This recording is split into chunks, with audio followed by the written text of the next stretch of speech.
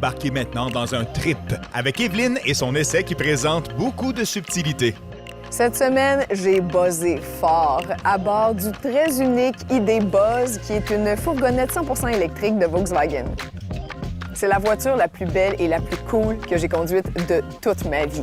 D'un point de vue esthétique, là, pour vrai, je lui donne une note parfaite. Et d'ailleurs, mes enfants étaient d'accord avec moi. Levez la main, ceux qui aiment cette voiture. C'est une fourgonnette qui a vraiment été bien réfléchie, bien conçue.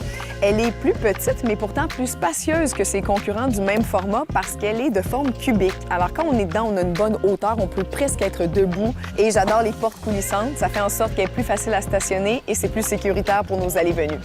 C'est une voiture avec énormément de rangements, ce que j'adore. Et j'aime bien aussi le petit tapis antidérapant dans le fond des compartiments et des fentes. Ça, c'est bien apprécié. Mais surtout, la console centrale, elle s'appelle la Buzz Box.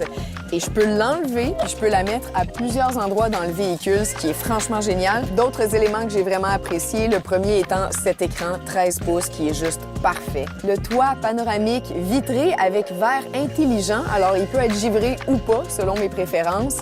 Et la fente à cellulaire ici qui est la meilleure que j'ai vue de ma vie. Le cellulaire, il tient bien, il charge en même temps et surtout, il n'est pas à portée de la main, donc je suis pas tentée de jouer dessus pendant que je conduis. Maintenant, ces petits inconvénients. Le premier, c'est que la porte arrière, elle est tellement haute que quand on se stationne, il faut prévoir beaucoup d'espace de dégagement si on veut pouvoir l'ouvrir. Il faut y penser.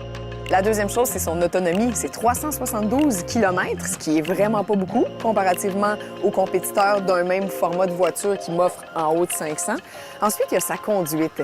C'est comme conduire un Westphalia. On le ressent, c'est une caisse, puis ça fait beling-beling. La suspension est pas top. Et la dernière petite chose, c'est les caméras de recul qui sont un peu pixelisées. Ça m'étonne pour un 2025. J'ai bien de la misère à émettre une conclusion sur cette voiture-là parce que la vérité, c'est que je l'adore. J'ai un méga coup de cœur. Mais justement, mon opinion est biaisée parce que je la trouve trop belle. Mais si je mets ça de côté et que je réfléchis rationnellement, elle coûte 85 000 $. À ce prix-là, sur le marché, j'ai des voitures aussi spacieuses, électriques, avec une meilleure autonomie et globalement de meilleure qualité. Donc, ce ne serait pas mon premier choix.